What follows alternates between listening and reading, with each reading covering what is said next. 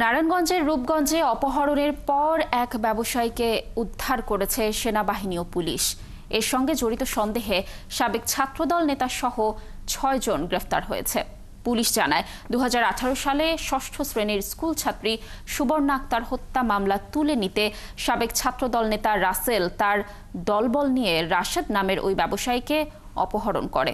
পরে ৭০ লাখ টাকা মুক্তিপণ সহ মামলা তুলে নিতে হুমকি দেয়। রিয়াজ হোসেনের তথ্য ও ছবিতে প্রতিবেদন।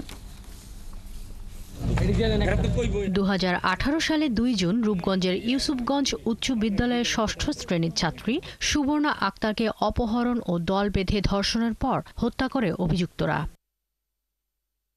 এ ঘটনায় নিহত ছাত্রীর বাবা রাকিব বাদী হয়ে নারায়ণগঞ্জ জেলা ছাত্রদলের সাবেক যুগ্ম সাধারণ সম্পাদক রাসেল সহ ৪ জনকে আসামি করে রূপগঞ্জ থানায় হত্যা মামলা দায়ের করেন। বর্তমানে মামলাটি আদালতে বিচারাধীন রয়েছে। আমার মেয়ের রেপ করে মাইরা লাইছে, আমি মামলা করছি, আমার ভাইয়ের সহায়তা করে দেয়া, আমার ভাইয়েরও চাই মাইরা লিত।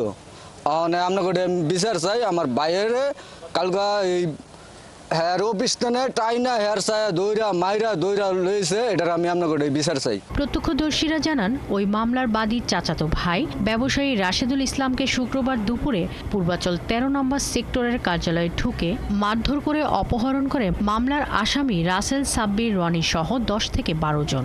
পরে তারা ৭০ লাখ টাকা মুক্তিপণ দাবি সহ মামলা তুলে নিতে হুমকি দেয়। মামলাটা ওই সময় আওয়ামী লীগের যারা নেতৃস্থানীয় লোক আছে তাদের ধামাচাপা দেওয়ার চেষ্টা করে।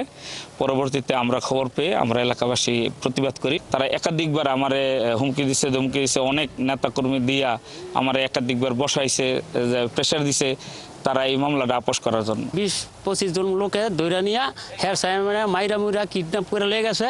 ওরা হচ্ছে হাইব্রিড বিএনপি, আগে হচ্ছে আওয়ামী লীগ, ওদের যত ছবি আছে এই যে এমপিদের সাথে অন্যান্য চেয়ারম্যানের সাথে। এই হামলার একটা বিচার চাই। আর অপহরণ আমাদেরকে মেরে ফেলতে পারতো আমরা যদি আপনার পুলিশকে যদি আমরা আর্মি ক্যাম্পে না যেতাম। পরে স্বজনরা বিষয়টি সেনাবাহিনী ও পুলিশকে জানালে পুলিশ অভিযান চালিয়ে শুক্রবার বিকেলেই অপহৃত ব্যবসায়ীকে উদ্ধার করে। এ সময় গ্রেপ্তার করেন অভিযুক্ত রাসেল সাব্বির রনি, শান্ত, রনি মিয়া ও শিপ্রুকে।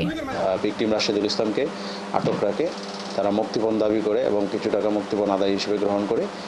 তো এই ঘটনায় একটি অপহরণ, মুক্তিপণ দাবি, মুক্তিপণ আদায় এরকম একটি মামলা থানায় রুজু হয়েছে। আসামিদেরকে রিমান্ডের আবেদন সহ বিজ্ঞ আদালতে প্রেরণ করা হবে। রূপগঞ্জ থানার ভারপ্রাপ্ত কর্মকর্তা জানান, শুক্রবার রাতেই অপহৃত ব্যবসায়ী রাশেদুল ইসলাম একটি অপহরণ মামলা করেছেন। গ্রেপ্তারকৃতদের ৫ দিনের রিমান্ড চেয়ে রবিবার আদালতে পাঠানো হবে। শাকিলা শম্পা, ৭১। দর্শক, চলছে সংবাদ সংযোগ। ফিরছি বিরতির পর। ৭১-এর সাথেই থাকুন।